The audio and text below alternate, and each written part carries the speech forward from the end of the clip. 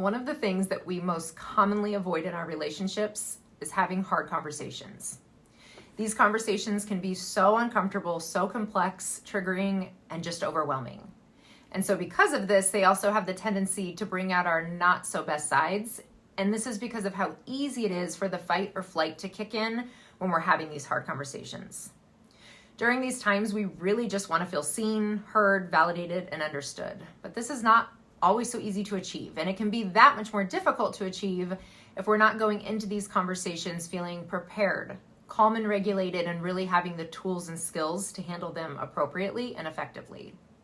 So try these 4 steps next time you need to bring up something difficult. And the first step is preparation.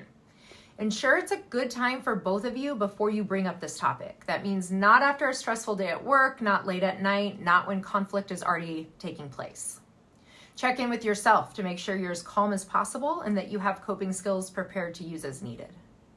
Come prepared with your desired talking points so that you can stay on track and you don't get distracted by the details or emotions. Hard conversations have the ability to derail us very quickly, so come prepared so that doesn't happen. The second step is to use your self-awareness. So being aware of what might trigger you during this time, how are you going to handle that trigger, staying aware of your physiological cues that are alerting you to overwhelm and dysregulation, and taking breaks as needed so that you can calm down and regulate and come back to have a safe conversation. Number 3 is other awareness. So ensuring you're being sensitive and aware of how your partner is also being impacted by this hard conversation. Using I statements to express how you're feeling so that you're not coming across as critical or attacking or condescending.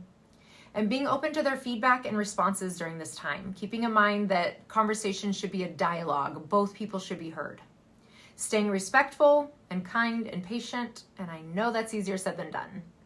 And number 4 is finding a resolution. So this means working together to achieve a compromise or a middle ground, making sure you both have a chance to talk and are being heard, using RVE, reflect, validate, and explore, so both people are expressing themselves and then having a chance to feel validated in their perspective, and finding a way to reestablish safety and connection at the end of the conversation.